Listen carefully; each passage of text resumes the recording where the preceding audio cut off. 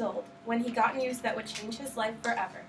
Remmel received a diagnosis that 10 of us in here are statistically fated to share: cancer.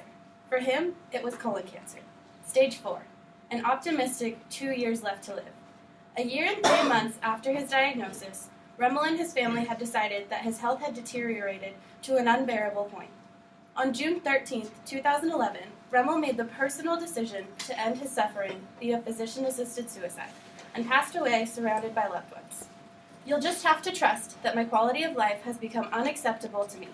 I'm so glad that I happen to live in one of the states that allows me to legally end my suffering, said Remmel in his blog published by Psychology Today. Today, I am going to inform you why physician-assisted suicide is a very beneficial practice and should not be seen as such a controversial issue.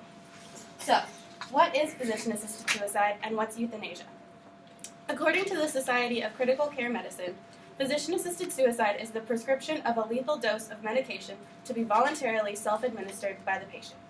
This is different from euthanasia, which is the deliberate, direct causation of death by a physician.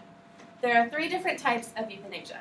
First is voluntary euthanasia, where the patient consistently and deliberately requests euthanasia after careful consideration.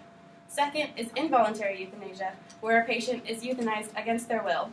And third is non-voluntary euthanasia, where a patient is incapacitated and can neither request nor object to euthanasia.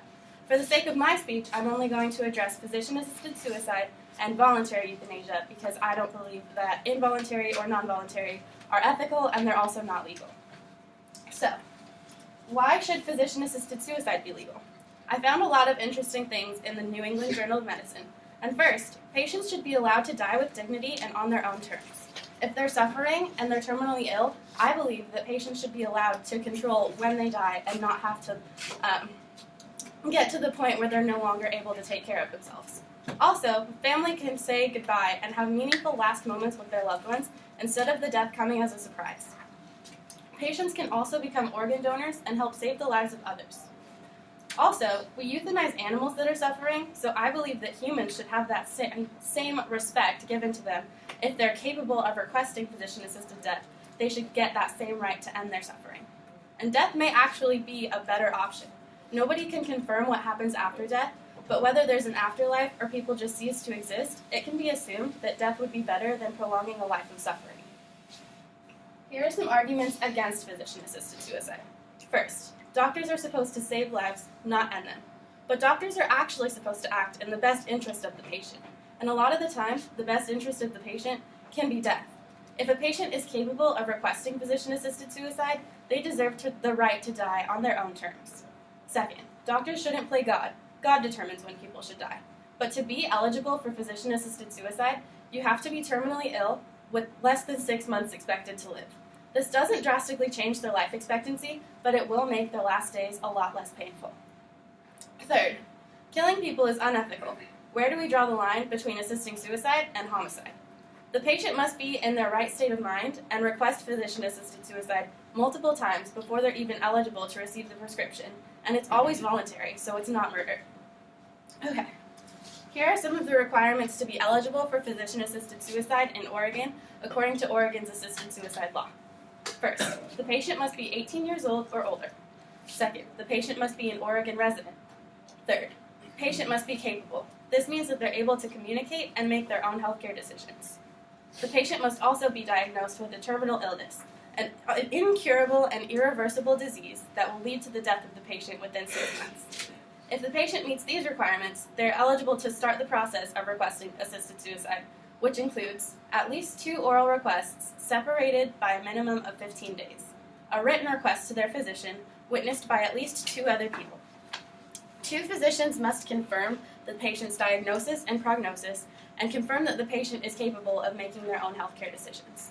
If they think that the patient may not be in the right state of mind, a psychological evaluation will take place.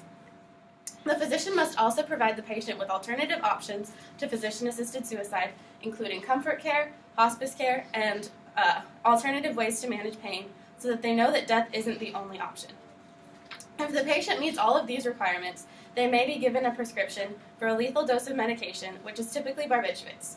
According to deathwithdignity.org, 1 in 3 patients prescribed with the lethal dose of medication actually chooses not to take it. So the process is entirely voluntary, and you're not obligated to take it once you actually are given the prescription. So, where is physician-assisted suicide legal? According to assistedsuicide.org, Switzerland, the only place where physician-assisted suicide is available to non-residents. And the assisted suicide rates have grown a lot in the past 10 years in Switzerland, but the general suicide rates overall have actually decreased. So people are choosing a lot more of an easy and healthier way to commit suicide, and it's physician-assisted. Other places that it's legal are Colombia, the Netherlands, Belgium, Luxembourg, England and Wales, Canada, and in the United States, Oregon, Washington, Montana, Vermont, New Mexico, Colorado, and California. How do Americans feel about physician-assisted suicide?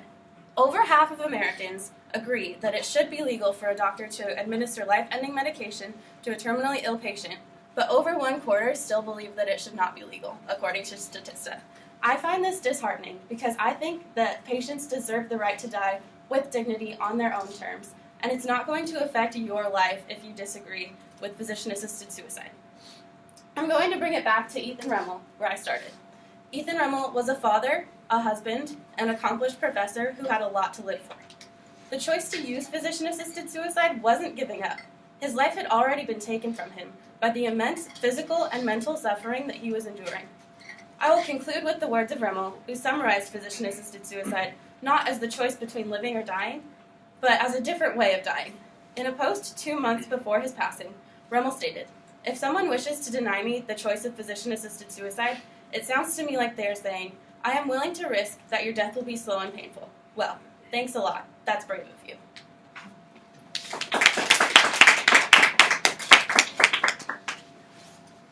Do you want to try?